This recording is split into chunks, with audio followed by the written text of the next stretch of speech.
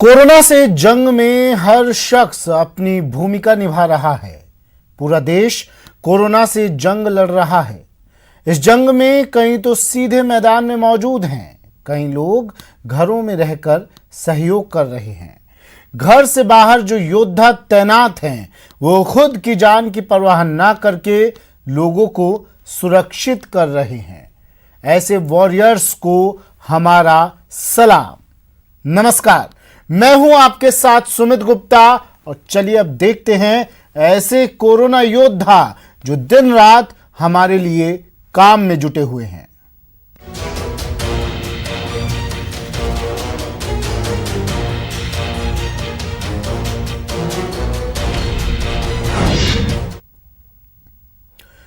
Lockdown में खाद्य विभाग और भारतीय खाद्य निगम की भूमिका बहुत बढ़ गई है।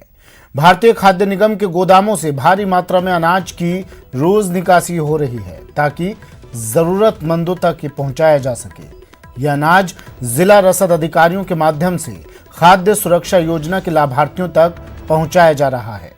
जयपुर शहर में ग्लास फैक्ट्री स्थित गोदाम से ही हर रोज करीब 20 ट्रक गेहूं की निकासी रोजाना हो रही है।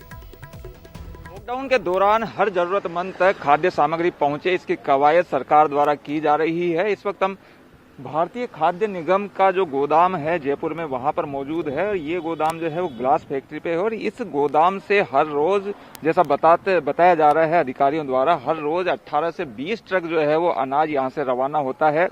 प्रत्येक ट्रक की अगर बात करें तो प्रत्येक ट्रक में 380 बोरे यानी कुल 190 मीट्रिक टन एक ट्रक में जो है वो अनाज यहाँ से जाता है।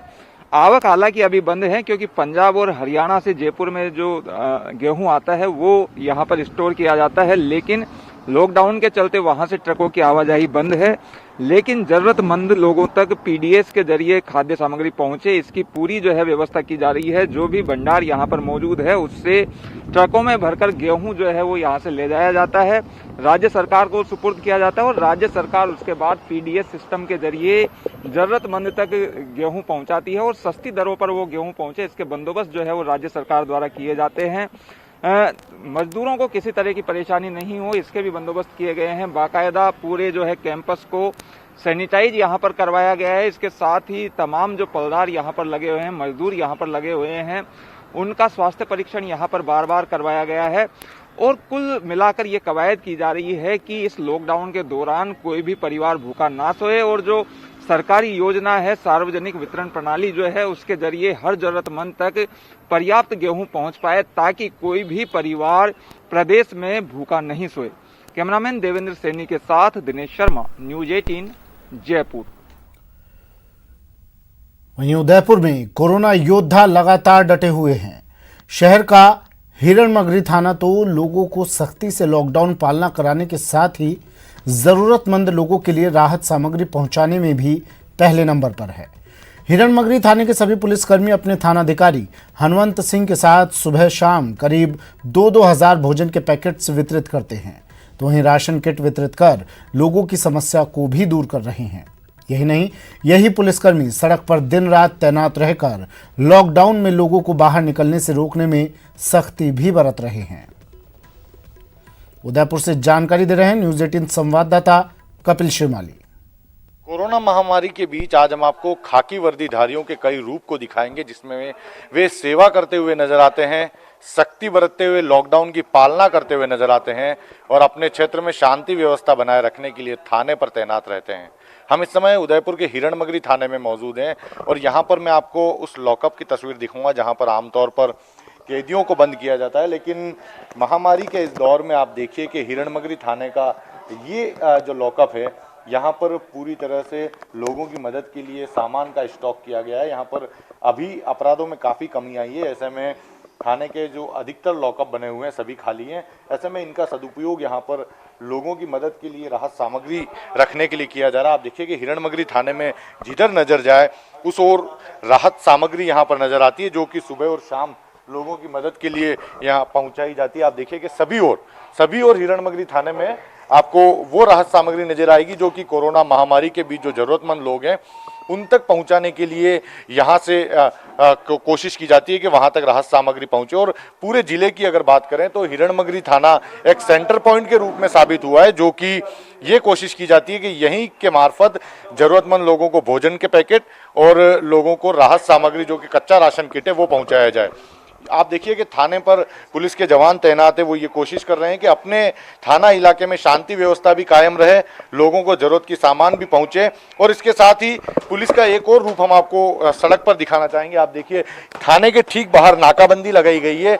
ये कोशिश की जा रही है कि सरकार ने जिस उद्देश्य से लॉकडाउन लागू किया है उस उद्देश्य की पालना 100% कराई जाए, जिसके चलते ये जो कोरोना योद्धा हैं ये विभिन्न रूपों में नजर आते हैं। खाकी वर्दीधारी ये कोरोना योद्धा एक और लोगों की मदद करते हुए नजर आते हैं, तो वहीं लॉकडाउन की पालना के लिए सड़क पर सख्ती बरतते हुए लोगों को जागरूक करते हुए नजर आते हैं। इसके साथ ही ये भी कोशिश की जा रही है कि जो थाना इलाका है वहां पर शांति व्यवस्था बनी रहे, उसके लिए यहाँ पर आप देखिए थाने में सोशल डिस्टेंसिंग की पालना कराने के लिए गोले बनाए गए, जिससे यदि कोई फरियादी यहाँ पर आता है तो उसे दूर दूर खड़ा रखा जा सके और सोशल डिस्टेंसिंग की पालना कराते हुए उसकी जो बात है वो थाने पर मौजूद जो पुलिसकर्मी है वो सुन सके।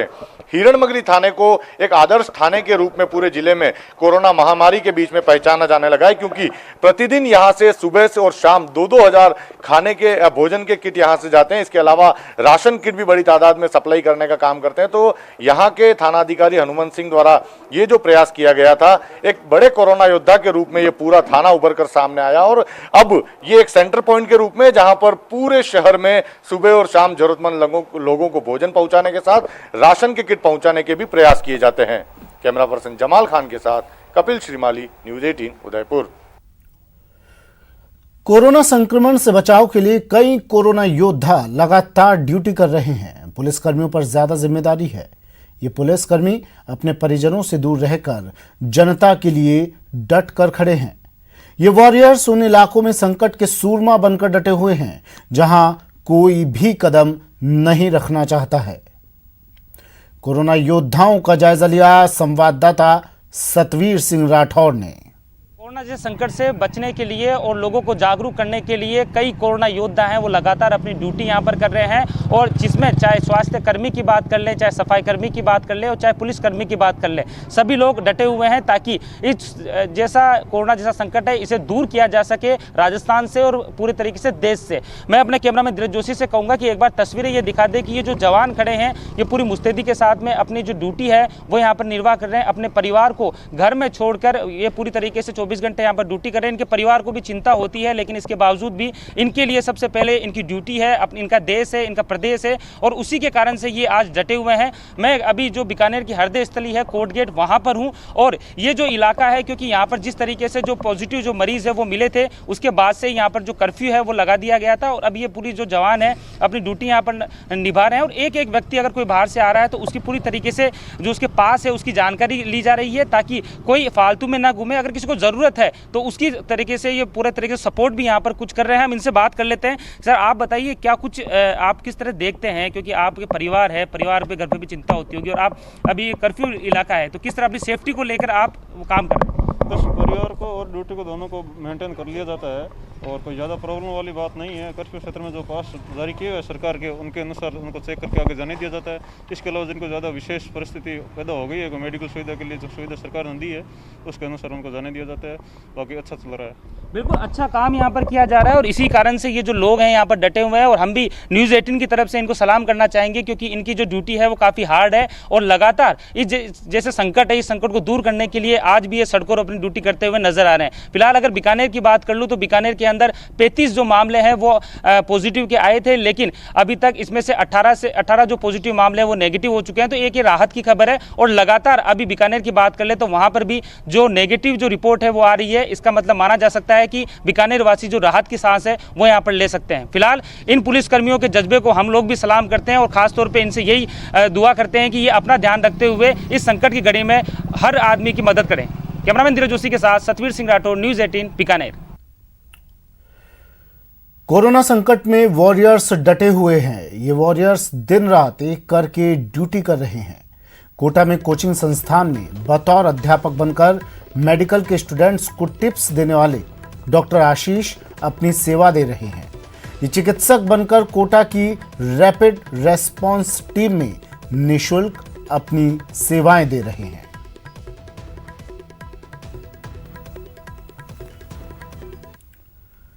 झुंझुनू में भाजपा कार्यालय में रसोई चल रही है। रोजाना 1000 लोगों को भोजन पहुंचाया जा रहा है। 50 से ज्यादा बस्तियों में उन अभावग्रस्त परिवारों, दिहाड़ी मजदूरों, कच्ची बस्तियों, झुग्गी झोपड़ियों में रहने वालों को मदद पहुंचाई जा रही है। कोरोना योद्धाओं से रूबरू करवा रहे हैं झुंझुनू संवाददाता इम्तियाज भाटी।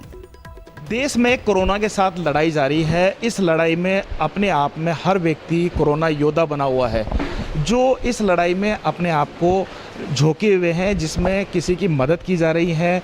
और इस लॉकडाउन के दौरान लोगों को खाना पीना है, इनकी भी काफ़ी बड़ी समस्या। लेकिन इसमें झुंझुनू में बीजेपी कार्यालय ने एक बहुत बड़ा बीड़ा उठाया है, जो हर रोज़ करीब 1000 लोगों का खाना बनाया जा रहा है और खाना बनाकर लोगों में वितरित किया जा रहा है। मैं आपको दिखाना चाहूँगा कि हर रोज़ ऐसे बीजेपी कार्यालय में एक रसोई चलती है, जिसमें लोग हर रोज़ डेली खाना बनता है, उसके बाद पैकिंग होती है। और एक बहुत बड़ी टीम है भाजपा कार्यालय में जो इसमें लगी हुई है, और एक बहुत बड़ी टीम है जो वितरण में लगी हुई है। इसको पूरी तरह, इस जो अभियान है, इसको पूरी तरह लीड कर रहे हैं यहाँ के प्रवक्ता है कमलकांत शर्मा, जो लीड कर रहे हैं, जो लगातार ये कार्य जारी है। झुंझुनू की जो कच्ची बस्ती है, जो लोग कच्ची बस्तियों में रह रहे हैं, जो सड़कों पर रह रहे हैं, उन लोगों के लिए मदद की जा रही है। आप बताइए कि ये अभियान कब से शुरू किया गया और डेली कितने लोगों का खाना बना? ये 27 मार्च से और लगातार ये मुहिम शुरू की। शुरू में हमने 700 पैकेट भोजन के तैयार किए, और जब हम बांटने के लिए निकले तो और आवश्यकता दिखी, तो उसके अनुसार हमने 1000 पैकेट जो है वो प्रतिदिन शुरू कर दिए। और अभी 1000 पैकेट प्रतिदिन यहाँ भाजपा जिला कार्यालय के अंदर तैयार होते हैं। और बोडा पहाड़, नाइकान बस्ती, मेघवाल बस्ती, पीपली चौक, ये सब जो एरिया है, इसके अंदर जो भी ज़रूरतमंद गरीब जो व्यक्ति हैं, वहाँ तक हम भोजन पहुँचा रहे हैं। हमें बहुत ही इस चीज़ में प्रसन्नता हो रही है कि भाई ये कार्य ऊपर वाले ने हमें दिया और हम कर रहे हैं, और अनवरत ये जारी रहेगा जब तक लॉकडाउन रहेगा। ये वैश्विक महामारी जो कि सबके लिए जानलेवा तो बनी हुई है, साथ के अंदर भोजन इत्यादि की कमियों का भी। इसके साथ ही हम लोग सूखी सामग्री वितरण का कार्य भी साथ साथ में कर रहे हैं, जहाँ पे हमें ऐसा महसूस होता है कि कोई परिवार जिसको जो ये पका हुआ भोजन नहीं लेना चाहता है, वो बोलते हैं कि भाई हम स्वयं ही बना के खाएंगे, तो उनके लिए हम कच्ची सामग्री की व्यवस्था भी करवा रहे हैं। करीब 256 किट जो है वो कच्ची राशन सामग्री के भी हमने अनेक क्षेत्रों के अंदर शहर में वितरित किए हैं, और ये रेगुलर जारी रहेगा। कितने लोगों की टीम रोज़ाना लगी हुई है जो शहर में इस काम में लगे हैं? हमारे भाजपा कार्यालय में 5 तो इसमें हलवाई की टीम है, उसके अलावा हमारे 8 से 10 लोग। एक बहुत बड़ी भाजपा की बड़ी टीम है जो इसमें लगी हुई है और जो हर रोज़ लोगों में खाना वितरित कर रही है। और इसमें कहना है कि जब तक ये लॉकडाउन जारी रहेगा, जब तक ये भाजपा की रसोई जारी रहेगी। कैमरा पर्सन मोहसिन के साथ इम्तियाज भाटी, न्यूज़ 18 झुंझुनू। ब्रेक के बाद स्वागत है आपका। कोरोना के खिलाफ सब अपने अपने तरीके से मदद कर रहे हैं। झुंझुनू के ब्राह्मण समाज ने एक बड़ी जिम्मेदारी उठाई है। ब्राह्मण समाज छोटे मंदिरों में रहने वाले पुजारियों और साधु संतों के लिए दोनों वक्त का भोजन और पूजा सामग्री पहुंचा रहा है।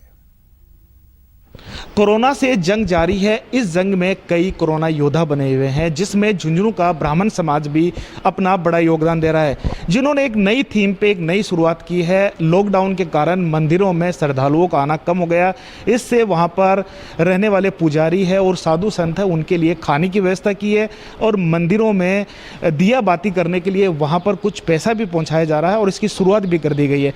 मैं जो ब्राह्मण समाज के हैं उनसे आपने नए कॉन्सेप्ट पर काम किया है, बताइए किस प्रकार से आप काम कर रहे हैं? ये आप देख रहे हैं पूरे विश्व में जिस प्रकार महामारी ये कोरोना की वजह से आई है, और भारत सरकार ने जो तय किया कि कोरोना की लड़ाई हमें जीतनी है, और उस लड़ाई में लेकिन भारी जो परेशानी का सामना करने पड़ रहे हैं, जो रोज़मर्रा के कमाने वाले लोग हैं और ख़ास तौर पे जो छोटे छोटे मंदिर हैं, मठ हैं, पुजारी हैं, उनके तरफ ना प्रशासन का इतना ध्यान नहीं गया। और इस वजह से ब्राह्मण समाज को जब इस पीड़ा को महसूस की तो ब्राह्मण समाज ने एक ये पहल की है और जो दूर दराज जो जंगलों में एकांत में जो साधु संत जो गरीब परिवार बैठे हैं उनकी तरफ ये मुहिम चलाई ताकि ये कोरोना की लड़ाई हम जीत सकें और जो पालना है सरकार भारत सरकार। आप बताइए, ये नई मुहिम आपने कितने मंदिरों का झुंझुनू डिस्ट्रिक्ट में चयन किया? हमने 101 मंदिरों का चयन किया शहर के अंदर। शहर के बाद आगे का हम रणनीति बनाएंगे और हमारे जिला स्तर पर जितने भी हमारे अध्यक्ष हैं आटो ब्लॉक सिटी में, उनसे हम संपर्क करके उनसे हम ले रहे हैं आंकड़े, तो उस हिसाब से उनको पहुंचाई जाएगी।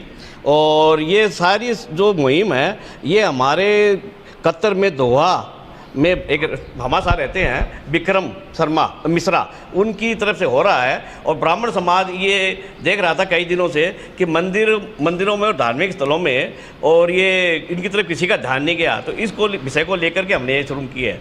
और यहाँ पर कोई 8-10 परिवार ऐसे हैं, बाहर के पुजारी हैं, उनको रहने की खाने की बड़ी पीड़ा हो रही थी, तो ये मुहिम उसके लिए हमने छेड़ी है। जी, आप बताइए कि क्या नया कॉन्सेप्ट शुरू किया आपने? ये भाई साहब, इसमें एक बड़ा सकारात्मक बिंदु देखने वाला ये है कि जैसे भाई साहब ने वहाँ बताया कि कतर दोहा के अंदर रहने वाले हमारे भामाशाह हैं, तो ये एक पहलू ये भी है कि सोशल मीडिया का बड़ा सकारात्मक रोल है इस चीज़ में, क्योंकि इतने दूर बैठे हमारे भामाशाहों को हमारे झुंझुनू के बारे में तो तुरंत प्रभाव से इन चीज़ों का पता लग रहा है। और हमारे ब्राह्मण समाज का मैं धन्यवाद करना चाहूँगा जिन्होंने इस सुझाव को लिया। और सबसे अच्छा पहलू जो ये है इस कार्यक्रम का, इस सेवा भाव का, कि यहाँ किसी ज़रूरतमंद की या किसी भी मंदिर की कोई भी ऐसी चर्चा या फिर उसका नाम ऐसा कुछ भी खुलासा नहीं किया जाएगा। और जो ज़रूरतमंद है उसको गुप्त दान किया जाएगा, जो कि हमारी सनातन व्यवस्था में है कि जब दान करे तो इस हाथ का इस हाथ को भी ना पता लगे। पूरी तरह नया कॉन्सेप्ट है और इन्होंने कहा है कि किसी भी व्यक्ति को ये खुलासा नहीं किया जाएगा किस किस मंदिर में ये सेवा की जा रही है। लेकिन ये जो संगठन है ब्राह्मण समाज है, इसके लिए पूरी तरह तत्पर है। पहले शहर में चयन किया गया है और इसके बाद पूरे जिले में चयन किया जाएगा। कैमरा पर्सन मोहसिन के साथ इम्तियाज़ भाटी, न्यूज़ 18 झुंझुनू। कोरोना संकट में वॉरियर्स दिन रात एक करके अपनी ड्यूटी कर रहे हैं। कोटा से भी कुछ ऐसी ही तस्वीरें आई, जायजा लिया संवाददाता शाकिर अली ने। संकट की इस घड़ी में संकट के सूरमाओं की भी कमी नहीं है और कोचिंग सिटी कोटा में एक संकट के सूरमा ऐसे बने हैं जो एक मिसाल बन गए हैं। जो पहले डॉक्टर हुआ करते थे लेकिन बाद में वो कोचिंग संस्थान में फैकल्टी हुए और मेडिकल की तैयारी के लिए जो बच्चे यहाँ पर आते हैं उनको पढ़ाने लगे। लेकिन जैसे ही कोटा में कोरोना का संक्रमण की खबरें सामने आई, इनको जब पता चला तो उसके बाद ये रैपिड रेस्पॉन्स टीम के सदस्य बन गए और अब लगातार अपनी सेवाएं दे रहे हैं। 24 घंटे ये लगातार काम कर रहे हैं। हॉस्पिटल प्रशासन से लेकर एडमिनिस्ट्रेटिव प्रशासन के बीच की कड़ी बनकर डॉक्टर आशीष जो हैं लगातार अपनी सेवाएं दे रहे हैं। इनके जज्बे को सलाम है, क्योंकि इन्होंने अपने प्रोफेशन को पहले छोड़ दिया था, लेकिन जैसे ही संकट की घड़ी आई तो ये मैदान में वापस कूद पड़े और अब निःशुल्क लगातार ये उस काम में लगे हैं, संक्रमण को बचाने के साथ साथ रोगियों के इलाज से लेकर के और तमाम कोऑर्डिनेशन करने में। मैं बात करने की कोशिश करता हूं। जी डॉक्टर साहब, संकट की घड़ी में आप दोबारा से जो है डॉक्टर वाले पेशे में आ गए। जी बिल्कुल। देखिए, पेशे में मैं पहले भी था और अभी जब मुझे लगा कि ये ज़्यादा ज़रूरी है तो मैंने वापस इस चीज़ को वापस से ग्रैब करने की कोशिश करी है। सोचा है कि जब तक, बिकॉज अभी एलन नहीं है, मतलब एलन का अभी लॉकडाउन चल रहा है तो बच्चों को पढ़ाना नहीं है, तो मैं फ्री था और मुझे लगा कि मेरे को वापस से इस चीज़ में आना चाहिए, तो मैं वापस यहाँ पर आकर के जो मेरी रिस्पॉन्सिबिलिटीज़ हैं उनको मैं निर्वाह कर। जी। क्या आपका प्रमुख काम होता है, क्योंकि आप रैपिड रेस्पॉन्स टीम के मेंबर हैं, लगातार उसके पास लगातार कॉल्स आते हैं, कोऑर्डिनेशन की भी ज़रूरत होती है? सर देखिए, मेरा बेसिक जो काम है यहाँ पर वो है कोऑर्डिनेशन का। जैसे कि अगर हमें पता लगा कि कहीं किसी जगह पर जाकर के हमें मैनेज करना है, वहाँ पे कोई पॉजिटिव पेशेंट है या सस्पेक्टेड पेशेंट है, देन हमारी जो टीम है रैपिड रेस्पॉन्स टीम, कंप्लीट 8 टीमें है रैपिड रेस्पॉन्स टीम, जो कि जिला अधिकारी महोदय के और प्रिंसिपल महोदय के थ्रू गठित की गई है। उनमें हम लोगों को वो कोऑर्डिनेशन मैनेज करना है। सब अलग अलग एरियाज डिवाइडेड हुए हैं, वहाँ जाकर के उनको पिक करना है, सेफली उनको वापस से जो हमारा हॉस्पिटल एडमिनिस्ट्रेशन है, जहाँ उनका हॉस्पिटल बना है, कोरोना हॉस्पिटल जिसे बोला है, उसमें हमें उनको एडमिट कराना होता है। साथ साथ में हमें ये ध्यान रखना होता है कि उन पॉजिटिव पेशेंट के कांटेक्ट में जितने लोग आए हैं उनको भी सेल्फ क्वारंटाइन की एडवाइस दी जाए, और अगर ऐसा लगता है कि उनमें कोई सिम्टम्स हैं तो फिर उनको वापस हॉस्पिटलाइज लेकर के उनके सैंपलिंग की जाए और उनकी रिपोर्ट आने पर उनको वापस से क्वारंटाइन किया। जब तक कोरोना मुक्त हम कोटा नहीं करेंगे, सिलसिला पूरा जारी रहेगा। हम ये जो सिलसिला है ये अभी रुकने वाला नहीं है। जब तक कोरोना हमारे इसमें है हम इस चीज़ को पूरी तरीके से जब पूरा मुक्त कर देंगे तब तक ये सिलसिला बिल्कुल जारी रहेगा। मैं इसमें एडमिनिस्ट्रेशन से भी मेरे को पूरा सपोर्ट है, हॉस्पिटल से भी पूरा सपोर्ट है एंड फैमिली से भी पूरा सपोर्ट है, तो ये जारी रहने वाला है। यूँ ही नहीं कहा जाता डॉक्टर्स को धरती का भगवान, ये एक तरह से ये जो डॉक्टर आशीष हैं ये बता रहे हैं, ये मिसाल बन रहे हैं, नज़ीर बन रहे हैं। और जिस तरह से ये सेवा कर रहे हैं निःशुल्क अपने पूरे जज्बे के साथ, एडमिनिस्ट्रेशन के साथ साथ मेडिकल टीम से भी जो है कोऑर्डिनेशन बना करके जिस तरह से सेवा कर रहे हैं, इनके जज्बे को न्यूज़ 18 राजस्थान भी सलाम करता है। और इन संकट के सूरमाओं की वजह से ही इस कोरोना काल से हम बाहर निकलेंगे। और जिस तरह से लगातार लोग कोरोना वॉरियर्स बनकर के मैदान में डटे हुए हैं, इस जंग के खिलाफ जिस तरह से ऐलान किया हुआ है, उस जंग को हम जीत भी जाएंगे। कैमरा पर्सन मुकेश शाक्यवाल के साथ Shakir Ali, news 18 Kota. Coaching city Kota में जहां लॉकडाउन की वजह से हजारों स्टूडेंट्स फंसे हुए हैं, ऐसे में कोटा में फंसे यूपी के हजारों स्टूडेंट्स को भेजने की तैयारी की जा रही है। यूपी से 200 बसें कोटा पहुंचकर करीब 6000 कोचिंग स्टूडेंट्स को यूपी लेकर जाएगी और फिर वहां से उनके जिलों में भेजा जाएगा। स्टूडेंट्स की यूपी रवानगी से पहले जिला प्रशासन ने तैयारियों को अंतिम रूप दिया है। जिला कलेक्टर के नेतृत्व में उच्च अधिकारियों की एक टीम बनाई गई है। बसों की पार्किंग से लेकर बसों की रवानगी के लिए जगह तय कर दी गई है। इसके साथ ही कोटा से यूपी के सफर के दौरान स्टूडेंट्स और बसों के स्टाफ के लिए भोजन की भी व्यवस्था की गई है। शाकिर अली की ये रिपोर्ट देखिए। पार्ट 2 जब से शुरू हुआ है तब से ही कोचिंग सिटी कोटा में जो फंसे हुए बच्चे हैं उनको वापस भेजने की प्रक्रिया जो है उसको तेज़ किया जा रहा है, कोशिशें तेज़ की जा रही है। उन्हीं कोशिशों का एक नतीजा है कि अब कोटा से उत्तर प्रदेश के जो बच्चे हैं उनको भेजने की तैयारी की जा रही है। उन बच्चों को जो है यूपी गवर्नमेंट ने 300 बसें कोटा के लिए रवाना की है। उन बसों में जो है 30-30 बच्चों को भेजा जाएगा। उसके लिए कोचिंग संस्थान में बच्चों को जिलेवार बच्चों की सूचियां बनाई जा रही है। जो बच्चे हॉस्टल्स में हैं उनको सूचना दे दी गई है और उनके खाने पीने का इंतज़ाम किया जा रहा है। और जो स्टाफ रोडवेज का जो बसें लेकर के आएगा उनके खाने पीने की भी व्यवस्था यहाँ से की जाएगी। जिला प्रशासन जो है वो तैयारी कर रहा है कि जैसे ही यहाँ पर बसें पहुँचे उसके बाद जो है बच्चों को मुकम्मल जगहों पर पहुँचाया जा सके, क्योंकि लगातार कोचिंग सिटी बच्चों की तरफ से मांग की जा रही थी। और सीएम गहलोत ने भी 2 बार पीएम मोदी को इस बारे में पत्र लिखा था कि बच्चों को भेजने का कोई सरल सा रास्ता निकाला जाए। और यहाँ एलन कोचिंग संस्थान में पूरी टीम जो है इस मुस्तैदी के साथ जुटी हुई है कि बच्चे अपने घरों पर सुरक्षित पहुँच सके। जिला प्रशासन के जो निर्देश आए हैं उसके अनुसार यहाँ पर तैयारियाँ की जा रही है। मैं बात करने की कोशिश करता हूँ कि किस तरह की इनको सूचना मिली है और क्या तैयारियाँ यहाँ से की जा रही है ताकि बच्चे सुरक्षित और उनको खाना और नाश्ते की भी सुविधा रास्ते में मिल सके। उसके लिए जी क्या क्या तैयारियां की जा रही है, किस तरह से आप रवाना करने की तैयारी करेंगे? कल हमारे पास रात को प्रशासन से आदेश आया था कि यूपी गवर्नमेंट ने बसों की व्यवस्था करी है बच्चों के लिए, तो उसी के आदेश के अनुसार हम तैयारी कर रहे हैं। हम चाहते हैं कि बच्चे घर स्वस्थ पहुँचें, अच्छी तरह से पहुँच जाएँ। लॉकडाउन में वैसे ही बच्चे परेशान हैं। पिछले 23 तारीख से हमने उनके लिए खाने की व्यवस्था कर रखी है, लगातार हमारा चल रहा है, लेकिन बच्चे फिर भी परेशान हैं किसी न किसी वजह से। इन सब के बीच सबसे बड़ा सवाल ये है कि आखिर उत्तर प्रदेश के बच्चे 6000 से ज़्यादा जो बच्चे हैं वो तो अपने गंतव्य स्थान पर पहुंच जाएंगे, लेकिन और स्टेट के जो बच्चे हैं उनके बारे में अभी तक कोई पुख्ता इस तरह की जानकारी नहीं मिल पा रही है कि वहाँ के स्टेट के बच्चों के लिए अब क्या सरकारें पहल करेगी। सीएम अशोक गहलोत लगातार पीएम से इस पूरे मामले में संपर्क में है। लोकसभा स्पीकर ओम बिरला लगातार जो है कोशिश कर रहे हैं कि बच्चों को कैसे पहुँचाया जाए। इसके साथ साथ यूडीएच मंत्री, क्योंकि जो कोटा से ताल्लुक़ करते हैं, मंत्री शांति धारीवाल, वो भी लगातार जिला प्रशासन से, सीएम अशोक गहलोत से और दिल्ली में भी वो संपर्क किए हुए हैं कि आखिर बच्चों को सुरक्षित तरीके से कैसे पहुंचाया जाए, क्योंकि बच्चों को सुरक्षित अपने घरों तक पहुंचाना भी सरकार की ही जिम्मेदारी है। राजस्थान सरकार सिर्फ बच्चों को उनके स्टेट के बॉर्डर तक छोड़ेगी और उसके बाद बॉर्डर पर दाखिल होने के बाद जो उस राज्य की सरकार है वो उन बच्चों को किस तरह से अपने राज्य में प्रवेश कराएगी और उनको घरों तक पहुंचाने का इंतज़ाम करेगी। इन सब चीज़ों की व्यवस्थाएं की जा रही है। फिलहाल यहाँ पर